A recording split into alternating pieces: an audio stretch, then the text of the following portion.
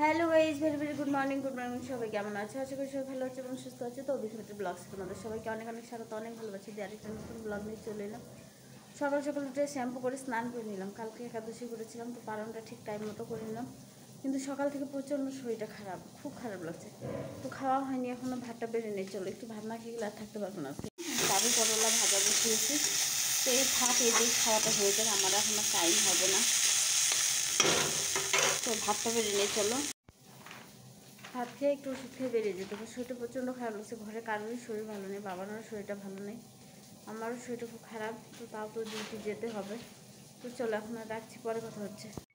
Hello friends, সারাদিন আজকের কথা বলতে পারি, শরীরও খুব খারাপ। তো রাতে রান্না হয়ে গেছে সব কিছুতে, একটা নিরামিষ সবজি, ভেজ ডাল, পাঁপড় ভাজি, আলু সেদ্ধ। আলু সেদ্ধটার মধ্যে দাদাভাইকে মাটন দিয়েছি, বুঝলে। তো চলো এবার ভাতগুলো বেড়ে নেই। শরীর খুব খারাপ, সকাল থেকে প্রচণ্ড খারাপ শরীর। সবার থালায় থালায় দিয়ে দাও, দাও দিতে দাও যাবে। তো চলো, খাবি না আলু সেদ্ধ? খাবে না,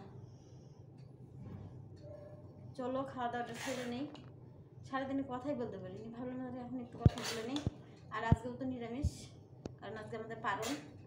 সকাল সকাল কালকে একাদশী করে আজকে আমার অবস্থা খারাপ হয়ে গেছে। তো চলো খাওয়া দাওয়াটা সেরে নিই। হ্যালো ফ্রেন্ডস, তো চোখ খাওয়া দাওয়া করে শুয়েছিলাম। আজকে তো লাইভ এলাম না, কারণ শরীরটা খুব খারাপ, সকাল থেকে শরীরটা খুব খারাপ, কোনোরকম ডিউটিটা করে চলে এসেছি। তো যাই হোক, চলো সবাইকে গুড নাইট বলি। সবাই ভালো থেকে, সুস্থ থেকে, সাবধানে থেকো। কাল দেখা হচ্ছে আরেকটা নতুন ভিডিও নিয়ে। Good night, tata.